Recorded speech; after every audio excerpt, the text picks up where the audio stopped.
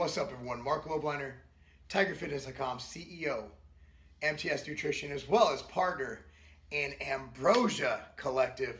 Of course, with Mike Rashid and my man here, Sean Torbati, also with High Performance Nutrition. What are we talking about today?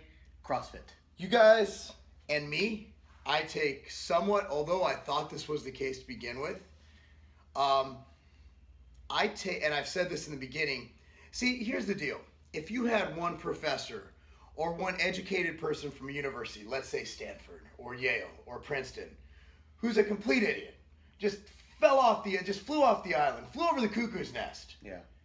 and was espousing some really dumb stuff, would you thereby incriminate everyone who's gone to Yale or whatever said university is, plus the people in charge of that university? Would you do that? Of course not. So here's what we learned today at CrossFit. Now, I gotta say, I came in here with an open mind to learn about CrossFit.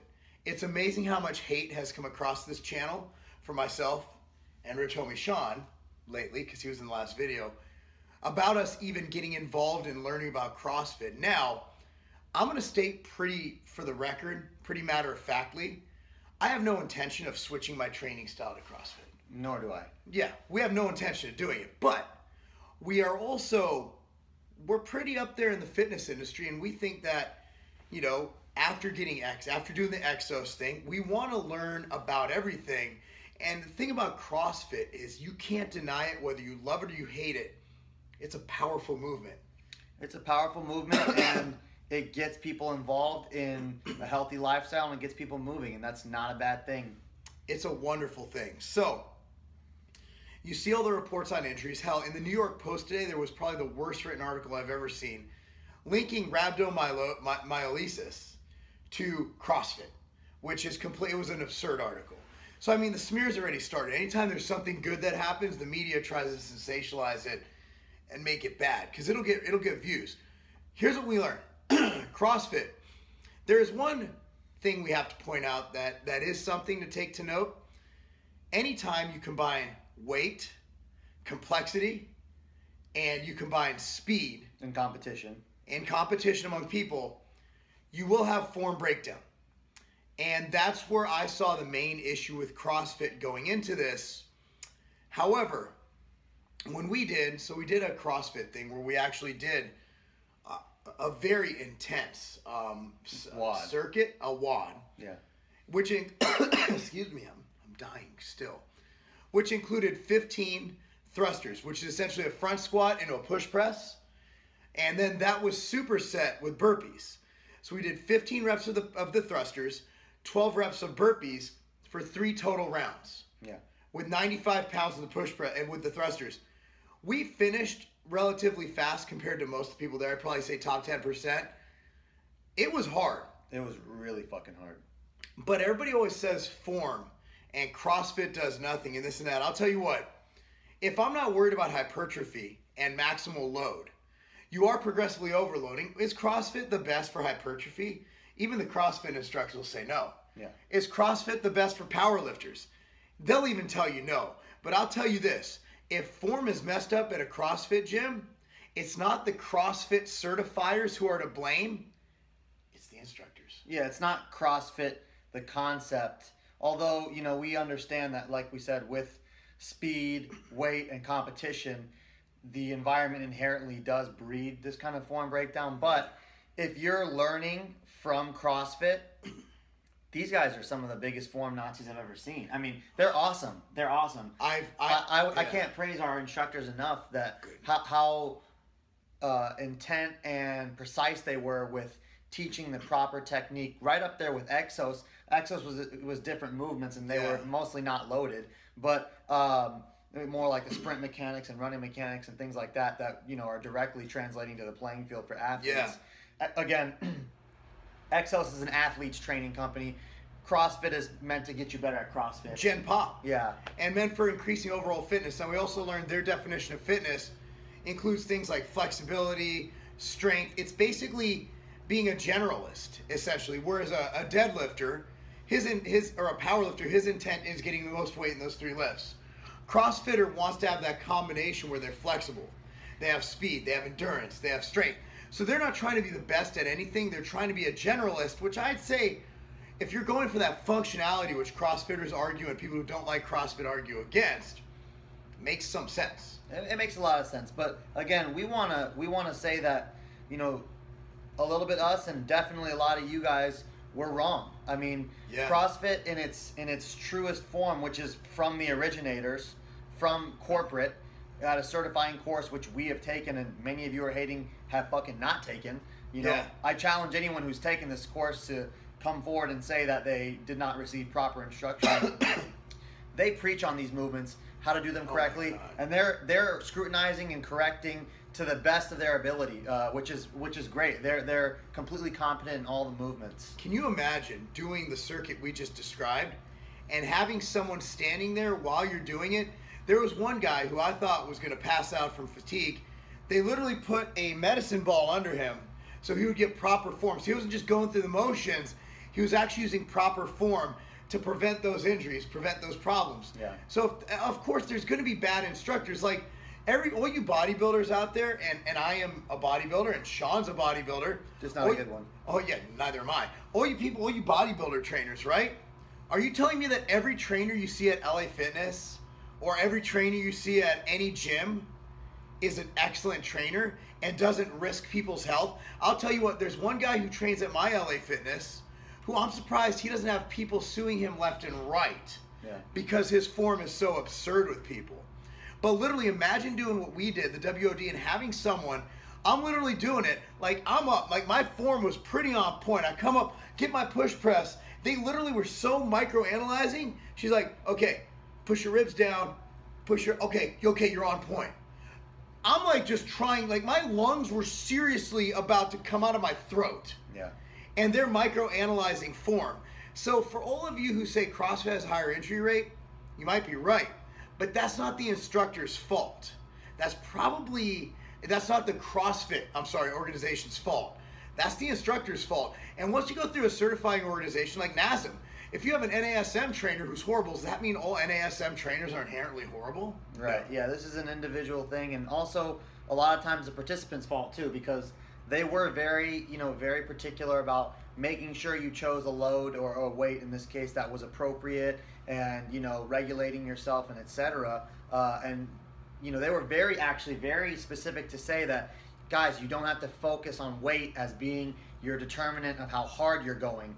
You can use a lighter weight. You can scale movements. They're you big can scale on that. volume. Yeah. You can scale volume and reps. I mean, all I gotta say is that CrossFitters, we know where you're going. I wanted to know what it's like because I get questions every day about CrossFit because it's huge. Yeah.